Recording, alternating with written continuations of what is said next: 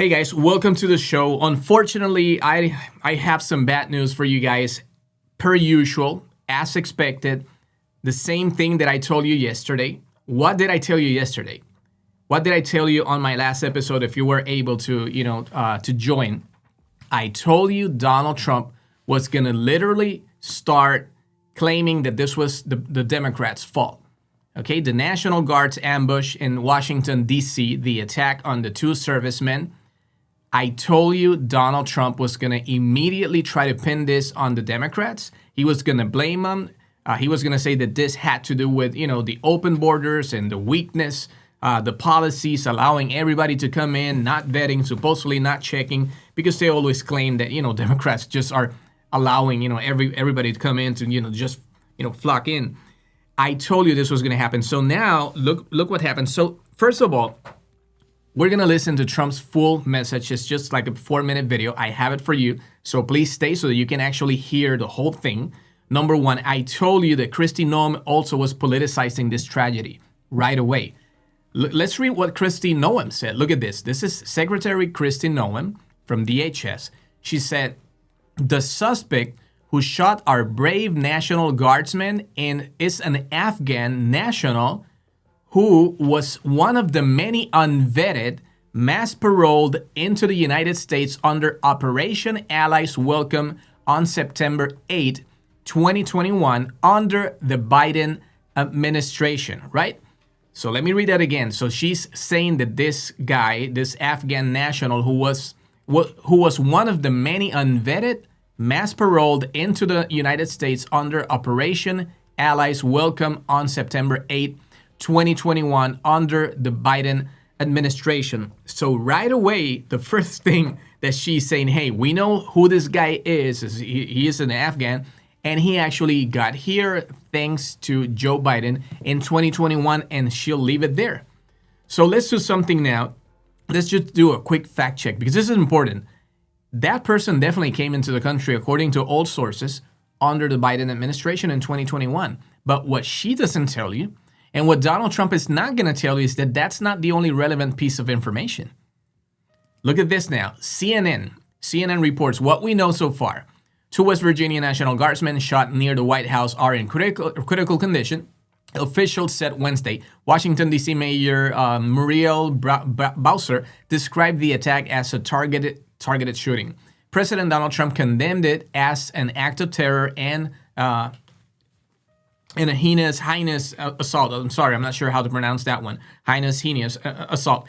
The Department of Homeland Security, look at the second part here. The Department of Homeland Security has identified the suspect as Ramanullah Lakanwal, an Afghan national who came to the United States in 2021 under Operation Allies Welcome.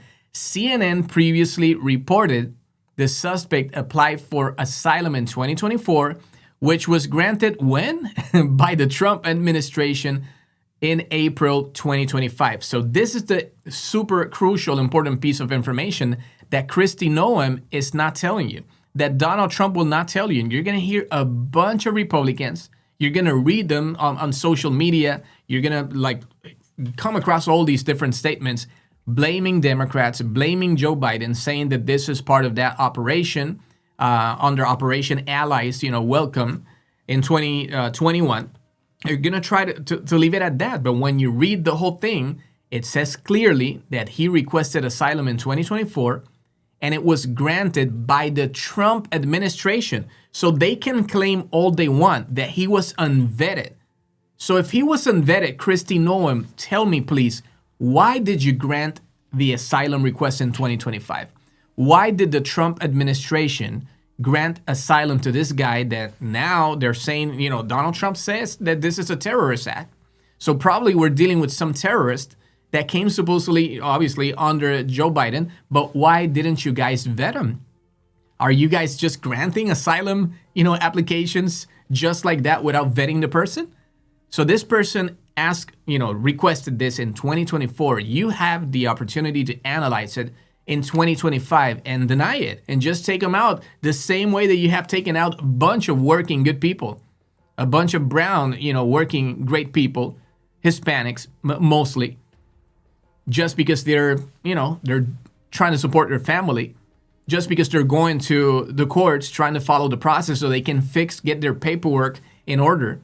And you guys are just denying due process, not even allowing them a phone call so they can call a lawyer, so they can call a family member, which is leading to a bunch of people dying because, they're not even getting the medical care that they need. This year alone, DHS, people in custody of DHS have died at a higher rate than any other previous year. And we still haven't even finished the year. We still have at least a little bit more than a month to go. So that number is going to keep climbing. It's the highest death rate when it comes to people in custody of DHS in a long time. That, it's not happening just for no reason. There's a reason for that, right? They don't care about these people. So all of a sudden, the department, the agency that has been extremely cruel, just grabbing people and, supposedly because of security. Now they vetted this guy. They granted an asylum application in 2025. So now literally the Trump administration has the most recent touch point or contact or whatever, decision was made in his case. Whatever update, the latest update in this case of this guy who happens to be a criminal, it went by the Trump administration. It happened under Donald Trump's watch. They approved his asylum application on this year, 2025.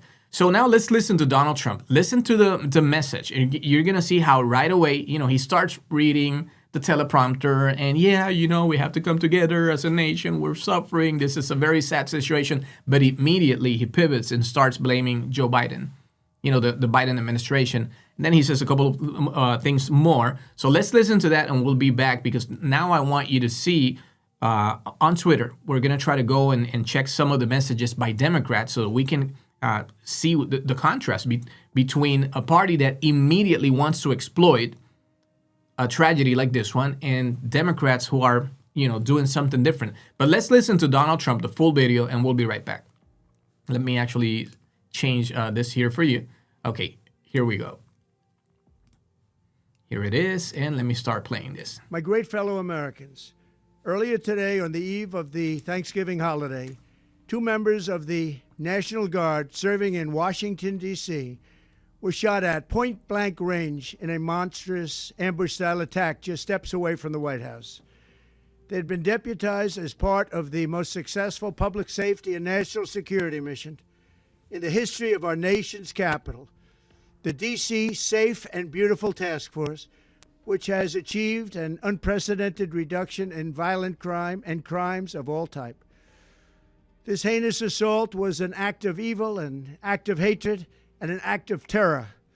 It was a crime against our entire nation. It was a crime against humanity.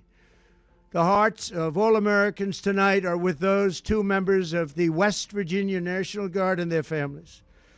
The love of our entire country is pouring out for them, and we are lifting them up in our prayers. As we are filled with anguish and grief for those who were shot, we're also filled with righteous anger and ferocious resolve. As President of the United States, I am determined to ensure that the animal who perpetrated this atrocity pays the steepest possible price. I can report tonight that based on the best available information, the Department of Homeland Security is confident that the suspect in custody is a foreigner who entered our country from Afghanistan, a hellhole on earth.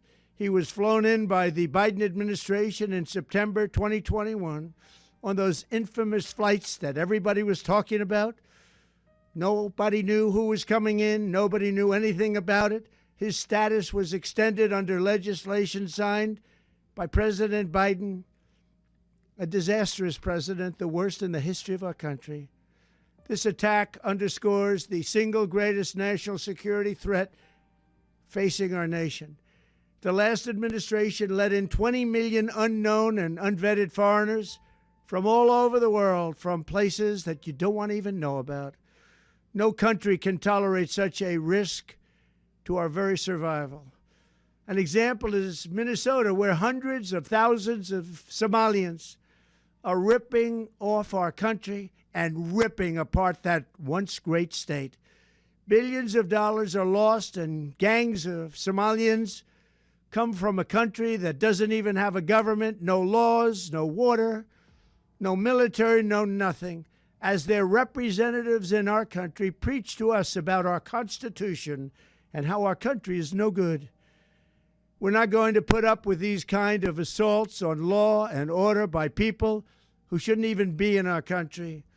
We must now re-examine every single alien who has entered our country from Afghanistan under Biden, and we must take all necessary measures to ensure the removal of any alien from any country who does not belong here or add benefit to our country. If they can't love our country, we don't want them. America will never bend and never yield in the face of terror. And at the same time, we will not be deterred from the mission these service members were so nobly fulfilling. That is why tonight I can announce that I have directed the Department of War to mobilize an additional 500 troops to help protect our capital city. We will make America totally safe again, and we will bring the perpetrator of this barbaric attack to swift and certain justice if the bullets going in the opposite direction haven't already done that. During this time of the year, when we gather at home with loved ones, these two patriots were wearing the uniform of our country, patrolling the streets of our capital. They had taken a selfless oath to defend our nation against all enemies, foreign and domestic. And that is exactly what they were doing when they were gunned down in a savage attack. I want to express my extraordinary gratitude to every member of the United States military who is deployed tonight at home and abroad. I also want to thank the Secret Service and the D.C. Metropolitan Police Department for their work today. This Thanksgiving, I ask every family to say a prayer for the two great heroes who were so horribly shot, and for their loved ones. Please say a prayer. May God bless them and comfort them, and may God bless and protect the United States of America. Thank you and good night. So let's listen to this particular moment when Donald Trump all of a sudden blames Biden. This happened around almost minute number 2. Check this out. Let's play it from here. That everybody was talking about. Nobody knew who infamous flights that every flown in by the Biden suspect in custody is a foreigner who entered our country from Afghanistan, a hellhole on earth. He was flown in by the Biden administration in September 2021 on those infamous flights that everybody was talking about. Nobody knew who was coming in. Nobody knew anything about it. There you go. You see, immediately he starts saying this happened under the Biden administration, and these flights that everybody was talking about, everybody, like, per usual, Donald Trump will come up with these broad generalizations, and he doesn't say who or what, who is all these people that he's referring to. Supposedly we're talking about these flights, and nobody knew supposedly who was coming in or who was going out. That is a total lie. It's total bullshit. He knows that these programs are based on laws. These laws have requirements. If it's executive orders, they have also very specific conditions. Everything is a process. All these people that were coming in, they said the same thing about TPS, the temporary protected status, people coming from Venezuela or Haiti or any other place, Cuba. These people were vetted, totally vetted. We knew who was coming in. We know how long they were going to be staying here, what were the conditions, everything. Everything was completely checked. But Donald Trump will always share this lie and, state these things with no proof. It's just, he'll just say it to put it out there and somehow, see, if he's just saying all these things, maybe something's going to stick. Maybe his base, at least his MAGA base that will just swallow anything whole without even checking, will just believe every single lie that he's just telling the country right now. But that's how it started. So let's continue. Let me actually go a little bit back here, because he not only said that, I think after he says this part here, he's also going to say that this also happened because he was granted a stay. This foreigner, this migrant, was granted to stay with the asylum. He said under a Biden legislation. Check this out. Nobody knew who was coming in. Nobody knew anything about it. His status was extended under legislation signed. There it goes. His status, the status of this guy, the criminal, the attacker, was extended under legislation signed by Joe Biden. That's the statement. Check it out. By President Biden. Status was extended under legislation signed by President Biden, a disastrous president, the worst in the history of our country. This attack underscores the single greatest national security threat.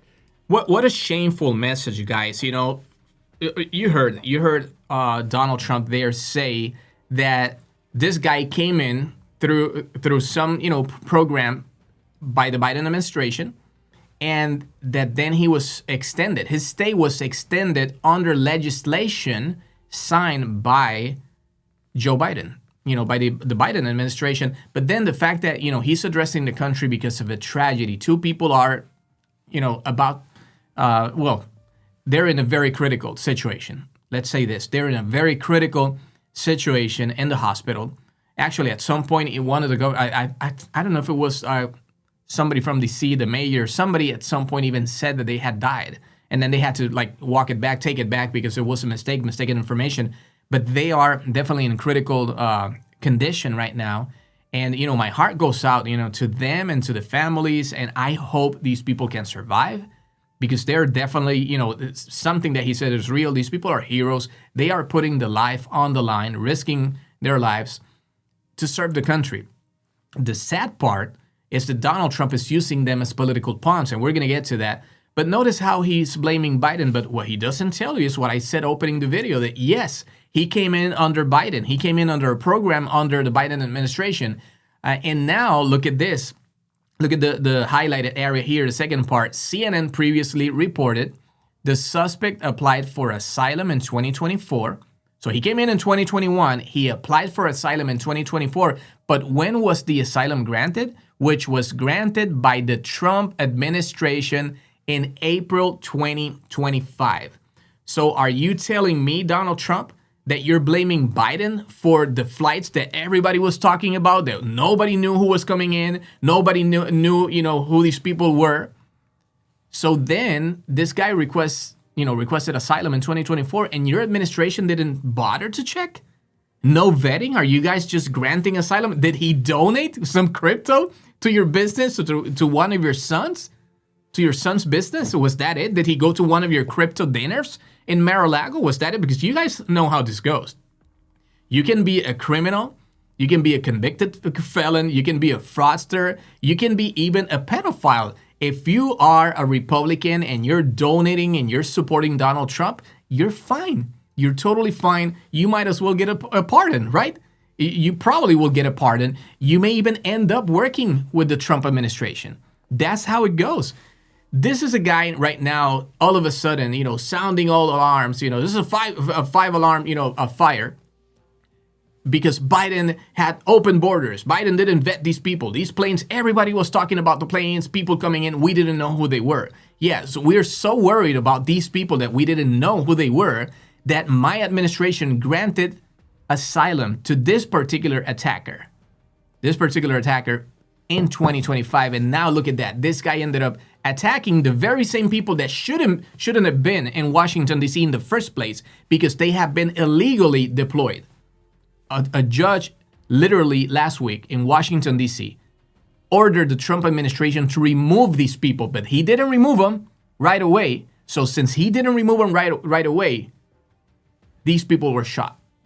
These people were attacked. Had he followed the court orders right away, had he stopped militarizing or, just weaponizing the National Guard against the American people, against the governors and the mayors, because every single governor has told them, we don't want you here. We don't need you here. Every single state attorney has sued the Trump administration and they have won every single case. But Donald Trump doesn't care. He needs these people as political pawns, and that's what he's doing.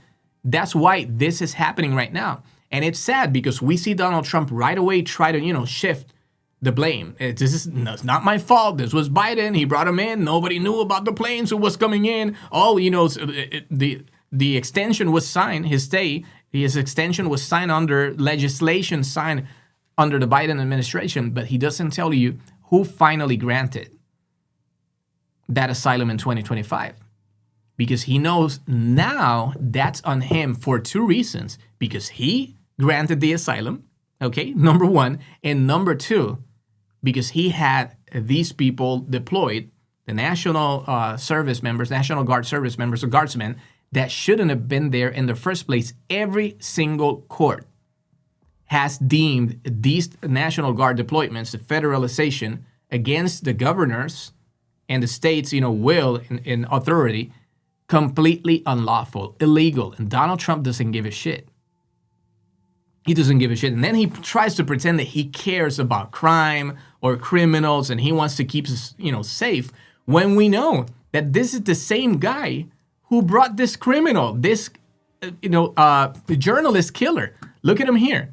He brought this guy, the Saudi crown prince, literally because he was supposedly investing $1 trillion in the U.S., but he also has investments. These people have business. They have current business with the Trump administration, the Trump organization, with Donald Trump's, sons or whatever. So this guy is in bed with Trump, with businesses. These are, from the same country that have been doing business with Trump's son-in-law, with Jared Kushner. At the same time, Trump, we know that he took a plane from Qatar, $400 million plane. He has a $5 billion golf course with the people from Qatar too. So he's in bed with these people. And this guy in particular, we know the Saudi crown prince, we know, report is from intelligence, and this is confirmed. This guy coordinated the killing, the beheading of an American journalist. And when he was scolded about it, when he was confronted about it in the Oval Office, look at how this went down. Let me play this for you. Great, Mr. President, for your family to be doing business in Saudi Arabia while you're president, is that a conflict of interest? And Your Royal Highness, the U.S. intelligence concluded that you orchestrated the brutal murder of a journalist. 9/11 families are furious that you are here in the Oval Office. Why should Americans trust you? And the same to you, Mr. President. Now, who are you with? I'm with ABC News, sir. You're with who? ABC News, sir. Fake news. ABC fake news. One of the worst in the business. But I'll answer your question. Thank you. I have nothing to do with the family business. I have left, and when I've devoted 100% of my energy. What my family does is fine. They do business all over. They've done very little with Saudi Arabia, actually. I'm sure they could do a lot. And anything they've done has been very good. That's what we've done. This is so hypocritical, guys. Remember, this is the same party that has been, falling on their faces because Hunter Biden supposedly had illegal businesses with Burisma in Ukraine, and that supposedly Joe Biden was the big guy or whatever, something like that they would call him. And they had this whistleblower, and it ended up being that the whistleblower was a Russian agent who was lying to the FBI, was lying to the DOJ, eventually pled guilty to lying to the FBI and the DOJ, and now the guy is actually in prison. That was the only whistleblower, the only witness that they had. That's why they investigated Joe Biden and Hunter Biden over 3 years, and they found absolutely nothing on corruption. But these people had a whole committee, investigating Joe Biden because, they thought this was worthy of an impeachment. So we're opening an impeachment inquiry, investigation, because we believe that these people are literally selling influence, that Joe Biden is using his position to enrich his family, because Joe Biden's family had received like $11 million in contracts from China. $11 million, guys. $11 million. The Trump family right now has made it, their whole right now net worth has increased by $8.4 billion. That's 8.4 billion with a B, with a B as in Bubba, a B as in Bubba. And nobody says anything. Nobody gives a shit. No Republican is actually sounding the alarm on this complete conflict of interest. And Donald Trump says just casually like that, yeah, no problem. There's no problem. I have nothing to do with the family business. yeah, it's okay. My sons, Eric and Don Jr. Yeah, they're doing business all over the world, real estate, golf courses, crypto donations. That who knows where they are coming from and for what and why. But there's no problem, no conflict of interest whatsoever. But yeah, $11 million that the Biden family received completely legally. They've never found not even a single text message, not a single email, nothing linking Joe Biden. And that's even reported on the media. The New York Times, I remember reading the article where the committee, the Republican committee who was investigating Biden, ended up saying, hey, we couldn't find anything on Biden. They ended up admitting that the whole time that they were just mopping the floor, and pretty much mocking Joe Biden, Hunter Biden, attacking them, and pretty much defaming them, accusing them consistently of having some sort of illegal business going on. Eventually, they admitted, yeah, we have nothing. Yeah, our whistleblower happened to be ended up being a Russian. Literally, this is not a joke. This guy ended up being a Russian agent, the whistleblower, and he confessed to pretty much making the whole thing because I don't know. Maybe they should have tried to dig deeper to know who was paying him and why to come up with this fake story. Sounds a lot like kind of like Trump's style. You guys remember when Trump was asking top officials in the FBI when Bill Barr left, saying, hey, can you just say back in 2020, can you please just say, I just need you to say that the election was stolen. And then these guys are, like Rod Rosenstein or something like that. He's like, we can't do that. We don't have proof for that and we can't do that. He's like, I just need you to say it. Say that you found something and then leave the rest to Congress and to me. Trump, all he wants to do is just kind of like to give this impression of something being wrong. He wants to control the narrative. So if you're able to say, you're a top FBI official, and you say, well, we're not sure yet, but we believe that we found some fraud. Like we found some fraud. Yeah, what kind of fraud? What did you find? Yeah, we'll let you know eventually. The same thing that happened with Pam Bondi. Like right now, Pam Bondi said that they magically, all of a sudden, after the DOJ had put out a statement, an official statement saying there's no one else to investigate when it comes to the Epstein files. It was just Epstein and nobody else. He trafficked to himself. There's no other person in these files that should be investigated. Bill Clinton's name was there all along. They stated that officially, the DOJ. Kash Patel went before Congress. He sat down before Congress just, 3 weeks ago, a month ago, and he said under oath, there is nobody else to Senator Kennedy. Kennedy asked him, who did Jeffrey Epstein traffic these girls to?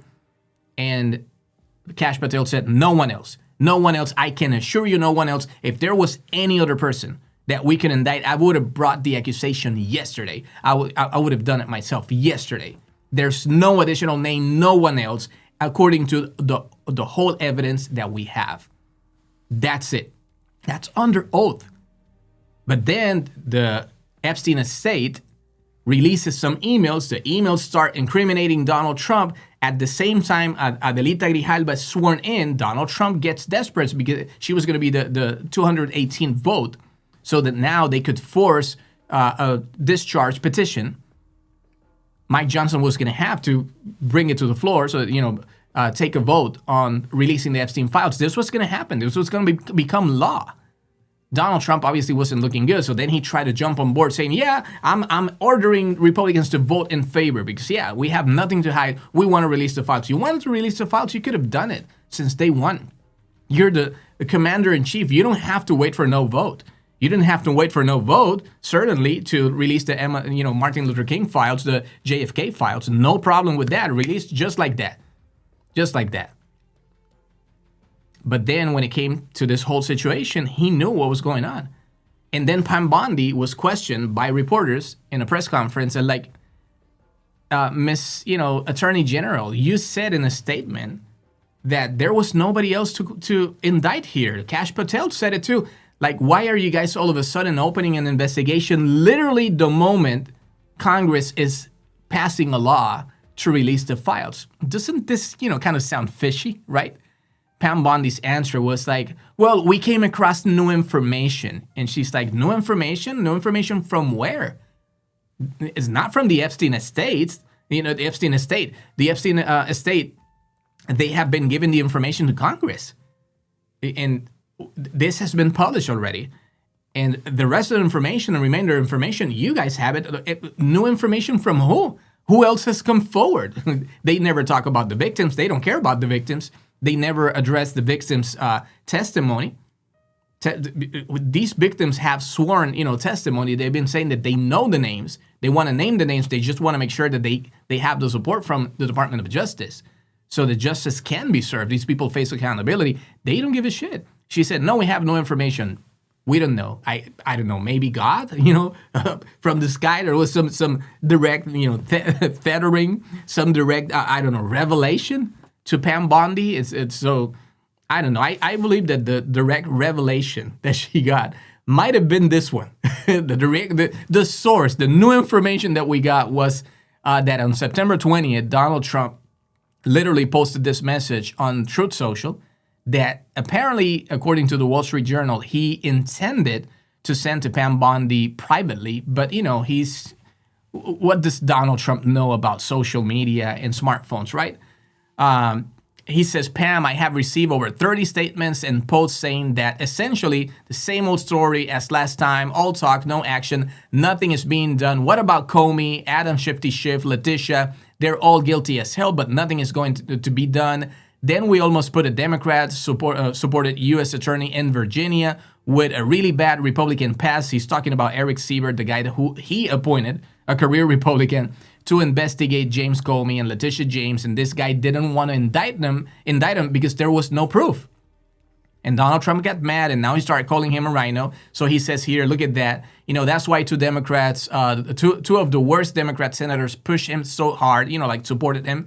He even lied to the media and said that he quit and that we had no case. No, I fired him, and there is a great case and many layers, and legal pundits say so. Yeah, like legal pundits would know more than the actual prosecutor who was a career Republican looking into James Comey and Letitia James, right? And then he says Lindsay is a great, referring to Lindsay Halligan, which is his personal lawyer, who happens to be an ex-Arizona beauty queen with no criminal experience whatsoever, only insurance law experience.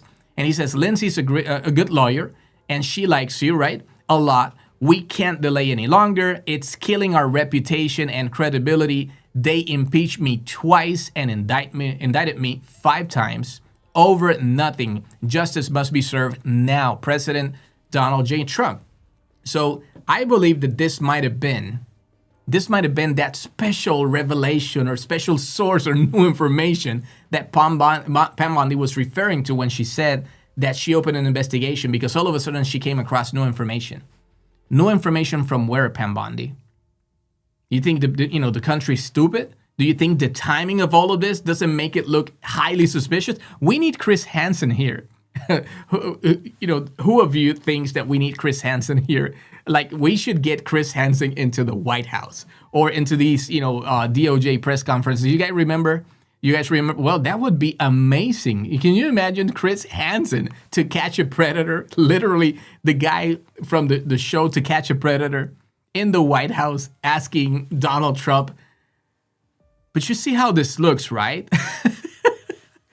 You see how this looks, Pam Bondi, right? The timing, this seems kind of fishy. You see how this looks, right? I would love that moment. He would always get to that point where he would just look at them and make this long pause. But you see how this looks, right?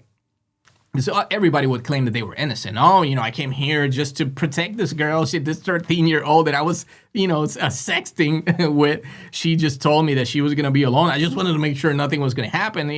I just brought pizza. Yeah, and condoms too, right? Yeah, condoms too, but I wasn't planning on using them. It's just, I just always carry condoms with me, just in case I run into an adult, not a 13-year-old. Yucky. I would never do something like, man, that show was amazing.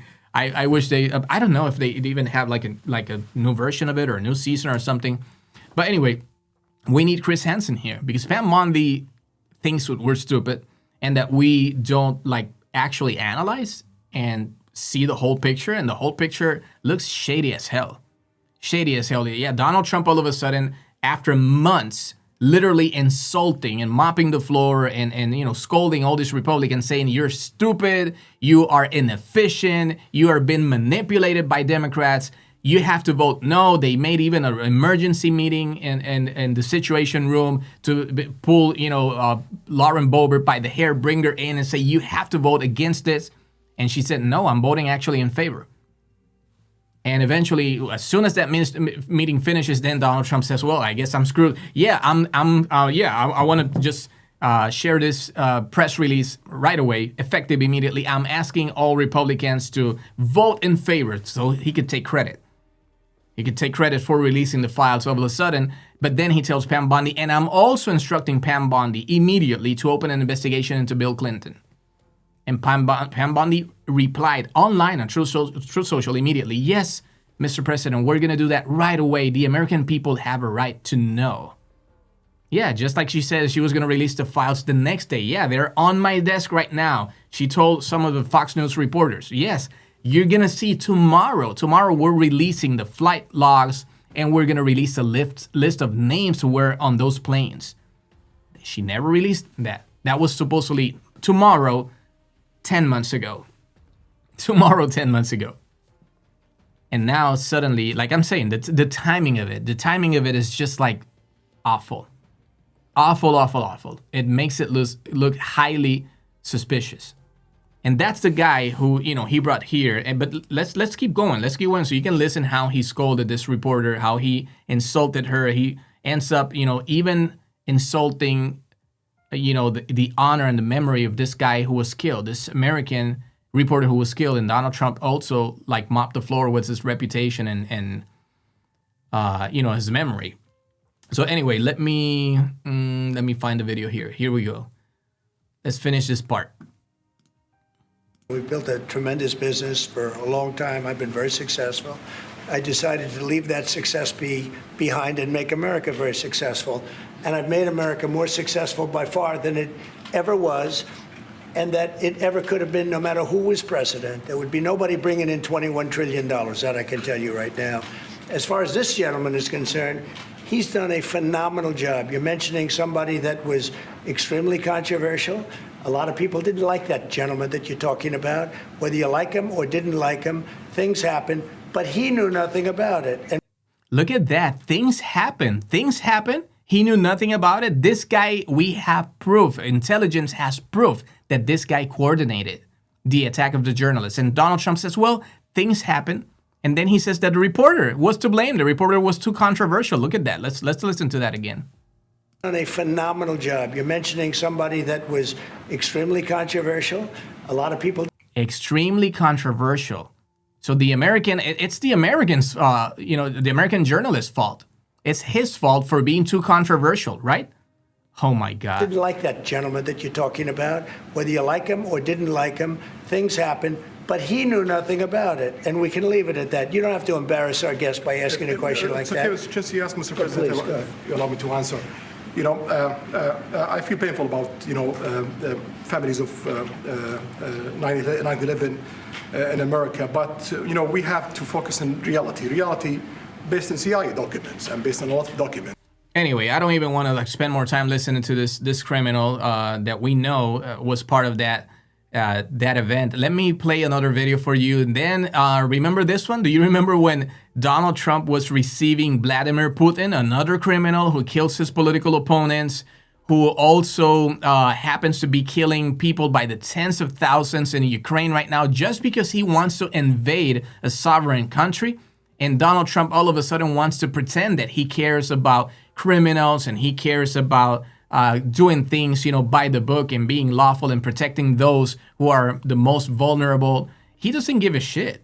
Look at how he received this criminal, Vladimir Putin, in the, you know, when it came to the red carpet. Check how President Trump has now emerged from Air Force One. This is totally embarrassing. You know, our U.S. president receiving Vladimir Putin when he has literally still an invasion in process. And then he rolls out a red carpet that he didn't roll out for Zelensky, who happens to be the real hero here, the guy fighting to you know, just resist this unlawful criminal invasion to his country. No red carpet for Zelensky. Red carpet for a criminal, a dictator who kills his own people, his political opponents. This is absolutely horrendous, shameful, and not only that. As soon, let me just move this a little bit forward because I'm about to wrap this up. But check how Trump, once he makes it to kind of like the center and he's waiting, he starts smiling, and look at how he smiles. He's so happy, and he starts to applaud. This guy starts to applaud for Vladimir Putin. Oh my God, applauding for Vladimir Putin. I didn't see Vladimir Putin applauding for Donald Trump. Look at this. Look at that. There he goes. Applause number one. Applause number two. Look at that. He's a couple of steps forward.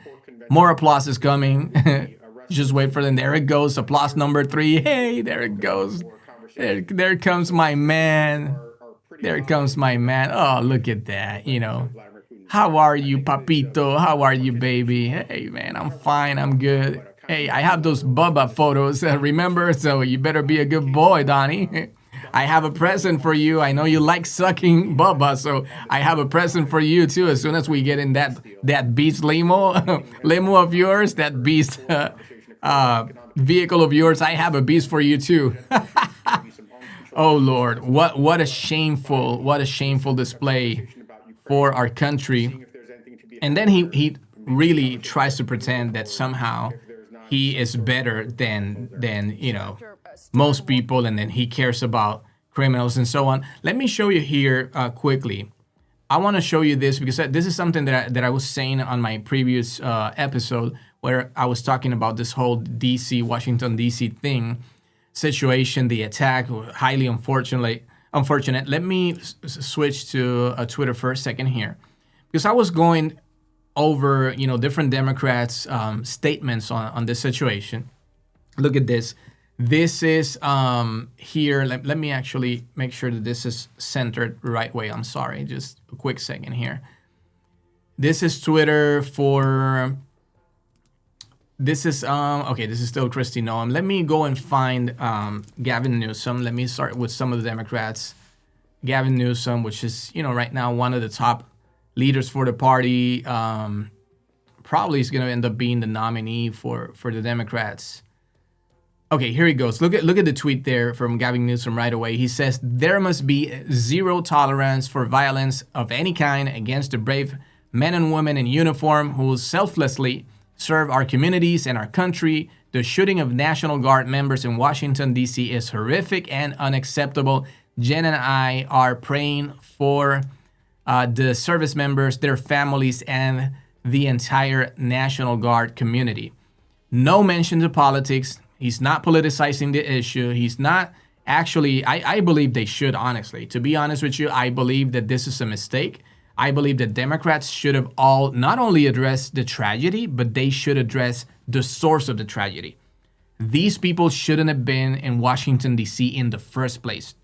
The fact that they are being used as political pawns so that Trump can come and, provoke, create unnecessary confrontations between community, members and then the National Guard, when every single court in Portland, in Los Angeles, in Chicago, Illinois, all these places that he has been deploying the either the Marines or the National Guard, every single court has said the same thing, like a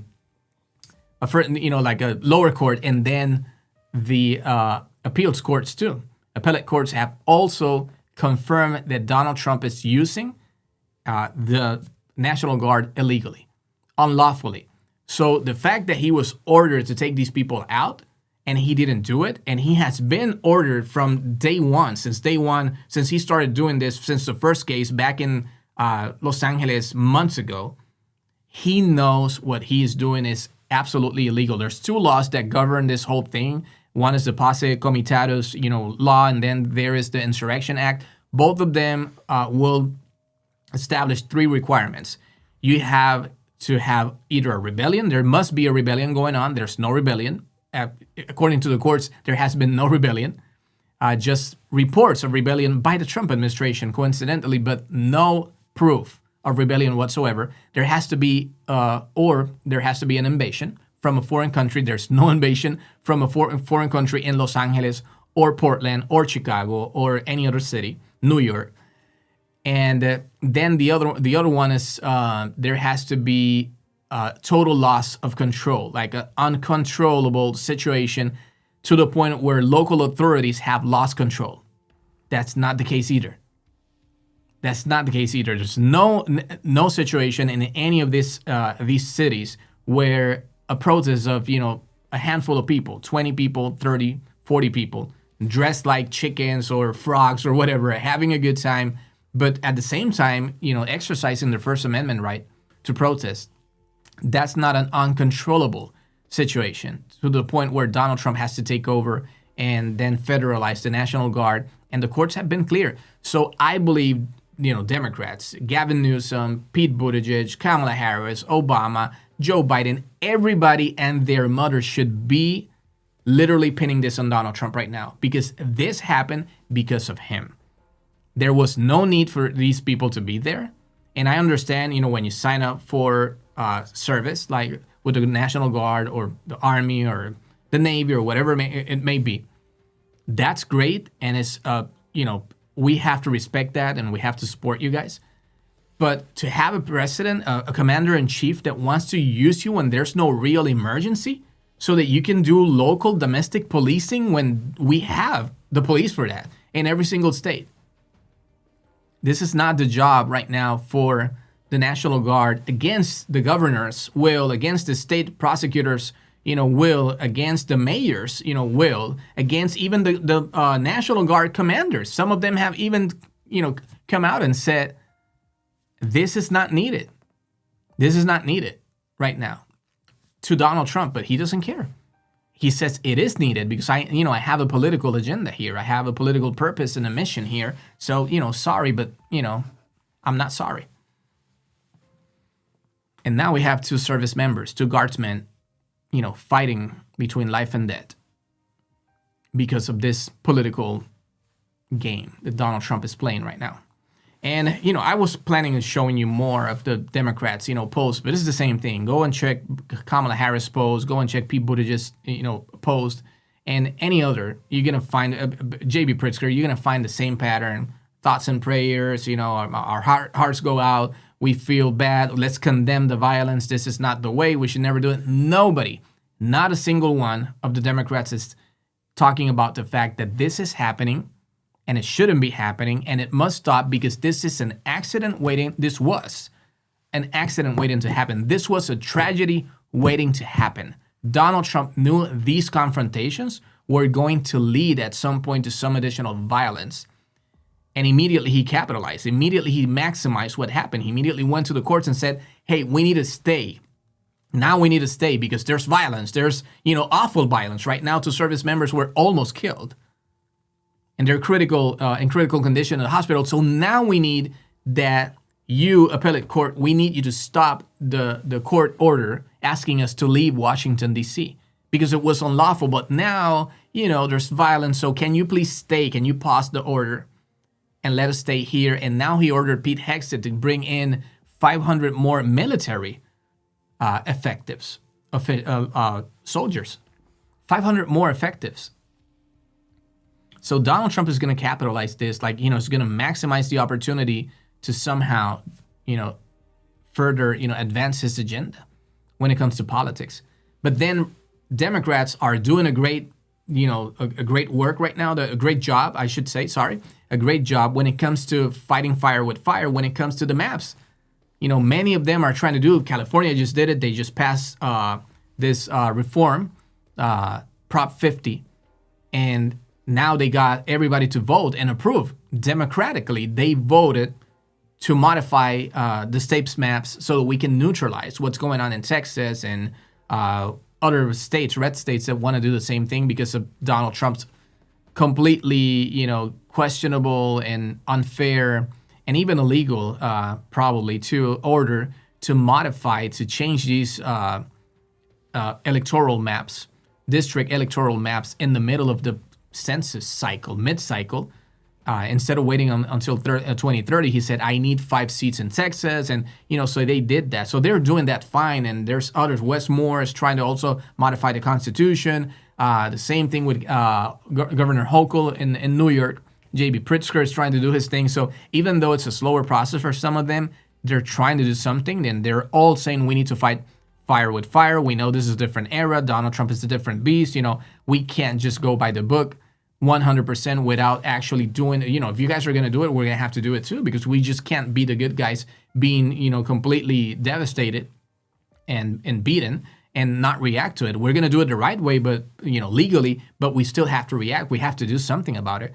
But now when it comes to the media game, there's a tragedy and Donald Trump will immediately pin it. If somebody tries to kill Donald Trump, he will pin it immediately on Democrats. Oh, the rhetoric, calling me Hitler, saying that I'm, an autocrat, saying this and that, saying that I'm actually trying to destroy the Constitution. No, we're not saying it. You are doing it, and we're seeing it every single day. And the same thing, they try to kill him again, he pins it on Democrats. Now they kill Laken Riley, an undocumented migrant kills Laken Riley. Immediately they pin it on Democrats. They come up with a new law. They pass a new law with the name of Laken Riley, which is, is fine. I'm not opposed to that. It's just the fact that immediately they say open borders. This is Biden's fault. This is Democrats' fault. This is what they want. They have to own, this tragedy right now. And right now, happened again. They try to kill 2 service members, 2 guardsmen from the National Guard. And what Donald Trump does, immediately say, oh, this guy came under Biden, a Biden program, and his stay was extended under a Biden-approved signed legislation. But he doesn't tell you that I showed you that it was the Donald Trump administration in 2025 that granted the asylum. He applied for it in 2024, the asylum, and it was granted in 2025 under Donald Trump's administration. He won't tell you that, but he's spinning it right away. Kristi Noem did it too. That was the first tweet that I read to you starting the show. What are Democrats saying about this? Nothing. Probably they're going to react late, but I would wish that they would start fighting fire with fire also when it comes to playing the media game. Tragedy happened. Okay, let's see what happened. Oh, these people were attacked. They weren't supposed to be here. It's illegal deploying. Like all the courts have ruled that this is illegal. Yeah, let's come up with an immediate, campaign, coordinated campaign, and let's have everybody saying the same thing to the media. Everything. These people were attacked because of Donald Trump. Yes, they're willing to put their life on the line, but they shouldn't put the life on the line for political purposes. With no need. There was no necessity to put these people in danger, in the line of fire, when there is actually, local police that is, trained. We have authorities, local authorities that are trained, that they know the areas, they know the danger, they are well trained and better equipped to handle these situations on the streets way better than, the National Guard can, or especially when it comes to the Marines. He even had the Marines in Los Angeles. And this is why you don't need these people doing this. These people could have been at home helping their families prepare for Thanksgiving, and they were out there doing Trump's bidding for no reason. And Trump is turning them into the face of oppression. Remember that. This is occupation. People don't want occupation in their states or cities. That has been widely confirmed by polling, even of Republicans. Most people don't want this. They don't want the occupation. It's not right. It's against the law. There's no justification for it. There's not even one of the requirements from the Posse Comitatus law or even the Insurrection Act. There's not a single requirement being met for these troops to be deployed, for these guardsmen from the National Guard to be deployed. But Donald Trump is still doing it, so he has to own it. If these people are killed, if they're attacked, if they're injured, he has to own it. This is him. This is all him. His hands are all covered in blood right now because of this. If he had listened to the courts, this wouldn't have been happened. These people would have been home serving their families, just waiting for a real emergency to serve the country they signed up to serve. They didn't sign up to serve a political party. They didn't sign up to serve a wannabe dictator. That's for sure. So I'm going to wrap it up. I'm going to leave you with that. Please, if you like the content, leave a comment, like, and subscribe to the channel. That's the best way that you can help me to take my content, to the next level, and so the channel can keep growing. Please, if you have any Spanish-speaking family members, friends. Send them to Brian Tyler Cohen's Espanol, page. I've been working with Brian for almost 3 years now, managing this project, the Brian Tyler Cohen Espanol YouTube channel. Great content with, Glenn Kirshner, with Mark Elias, with a bunch of people from, every single podcast you can think of, and then interviews to every single Democrat, like Gavin Newsom or Nancy Pelosi or Joe Biden and Kamala Harris, AOC, Bernie Sanders, Hakeem Jeffries, Adelita Grijalva, every single person, Democrat, J.B. Pritzker, Wes Moore, Governor Hochul, all these Democrats have been on his show recently, and it's a great resource. So we're working on this, making sure that our Hispanic community has great information available, because Brian has one of the top shows right now when it comes to the progressive media, the ecosystem. He's doing a great job. So I'm happy to be able to collaborate with him when it comes to doing the Spanish version of whatever, we can, we have at least enough time and resources to translate for the community, for the Hispanic community. And I have my own Spanish podcast too, which is called Aranzamendi Podcast Español. So I'm now trying to activate my English channel a little bit more that I actually never really paid attention to, just because of time. I'm working with Brian, then I have my own Spanish channel. I do some advertising stuff with my own, advertising business. And then whatever little time I have left, I love playing the piano and doing some other stuff. But now, I believe that I want to try to make an effort to see if the same things that I'm covering on my Spanish channel, if I can bring maybe 1 or 2 episodes where I can summarize some of that in my English channel, and see, if we can also take this to a better state with more followers and reach more people with great content. So anyway, if you made it this far, thank you so much. Thank you for tuning in. I'll be back tomorrow, very likely late after, I spend some time with the family and enjoy some nice, Thanksgiving meal with the family, because that comes first. So I hope you guys have a great Thanksgiving day. If you celebrate it, if you don't still, I hope you have a great day. And I'll catch you in the next episode. So thank you. Make sure to leave your like, leave a comment, subscribe, and I'll see you next time. Okay? Bye-bye.